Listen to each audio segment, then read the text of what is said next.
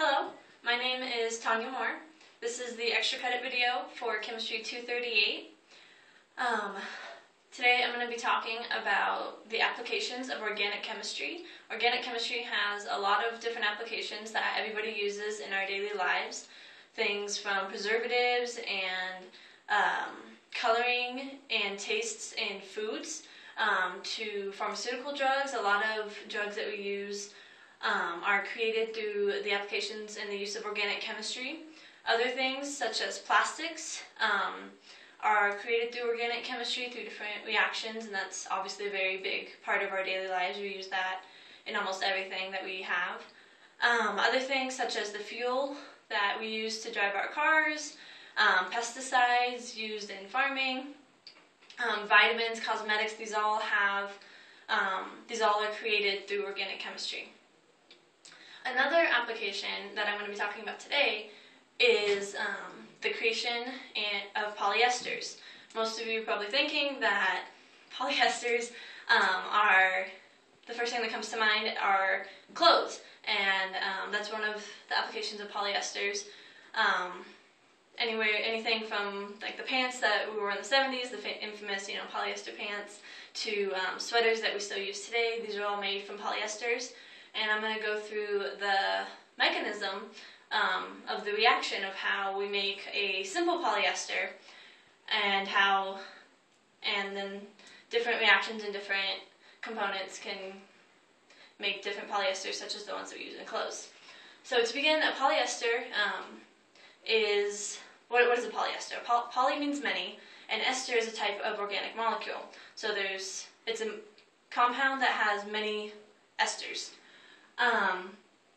You can create a polyester by starting with a dicarboxylic acid. A carboxylic acid is defined as if it has this functional group right here, as a carbon double bonded to an oxygen with an OH attached to it as well. And this molecule has two carboxylic acids, and you react that with a diol. And alcohol is defined as having an OH group attached to a carbon, and we represent that in nomenclature by using the suffix of ol, ol, and so this is a diol because it has two alcohols. To begin, you react the diol and the dicarboxylic acid in a base such as NaOH and water. And what will happen is the NaOH has 3 lone pairs of electrons on it with a negative charge, and since this is in water, this oxygen is okay with picking up another hydrogen to form water, and so one of these lone pairs will attack and grab the proton, the hydrogen, from the alcohol and the diol, and the electrons that the hydrogen shares with the oxygen will move onto that oxygen. So that will end up with the formation of an oxygen with a negative charge on it because it has 3 lone pairs. This oxygen will then take one of the lone pairs and attack this carbon on the carboxylic acid. It's called a carbonyl carbon. When this happens, carbon is going to have too many bonds, and so one of the bonds that's attached to the oxygen will move the electrons to sit on that oxygen, and this will lead to the formation of an intermediate molecule that has this carboxylic acid still here, but this one now has an oxygen with 3 lone pairs and a negative charge on it. It still has this alcohol group, this OH group, but now it is bonded to the oxygen from the diol, like that. And also when this OH from the base, from the NaOH, grabbed the hydrogen, you formed water. And what will happen next is this group over here can can react again, just like this first group did.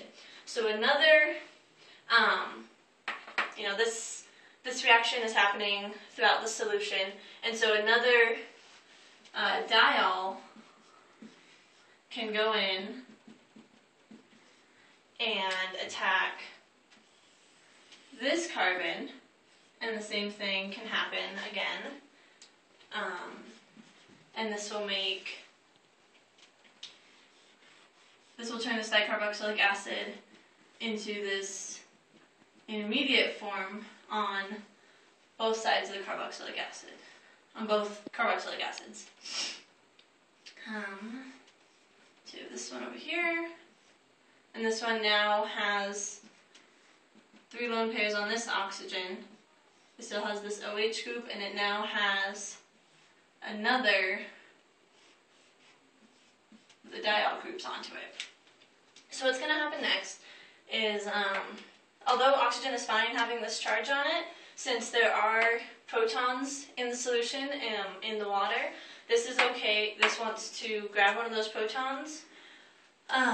So a couple waters are going to come along to react with both parts of the molecule, and I did that wrong. Sorry. Never mind, I skipped ahead a little bit. Never mind, what's actually going to happen is that this oxygen wants to reform this double bond, and so it's going to do that, and that would make carbon have too many bonds, and so these electrons from this OH is going to leave. Because we're in a base and an acid and there's a lot of OH minuses floating around, this is okay with leaving and becoming just an OH. So that's going to happen on both groups, and that is going to lead to the formation of this molecule where we have a carbon double bonded to an oxygen that formed from that, and this OH left, so we only have this diol group that we added on, and the same thing is on this side. Double bond to the oxygen, and then now this part right here is an ester, and because there's it started as a carboxylic acid, and so we still have this carbon with double bonded to an oxygen, but instead of having an OH group, we have an oxygen bonded to some other carbon group over here, and so this is an ester group, and this is another ester group, and what can happen to form polyesters is this, if you'll notice, on both sides of this we have this other OH group, like how we started with the diol. And what will happen is this OH group can react with another molecule of the dicarboxylic acid, such as this one. Marker's kind of running low, but hopefully you guys can see it. And this reaction can start again with the oxygen once it's deprotonated, like so. Once an OH group can grab that hydrogen, then these lone pairs can again attack that. And what will happen is this whole molecule will become bonded through this oxygen and this carbon to this other molecule. And this will keep going until we have long chains of these two, of these molecules, and that'll form long strands of these polyesters, and we can then take those strands and form them into fibers to sew into clothes and such. So yeah, this is the basic mechanism of a fairly simple dicarboxylic acid and diol. These molecules can be much longer in the carbons in between. It depends on what the organic chemist or the manufacturer wants for how long these molecules can be. And yeah, sorry about that little mess up with the mechanism. This is the correct mechanism, and I hope that you learned something today, and I hope you realize that organic chemistry is very useful and applicable in everyday life. Thank you.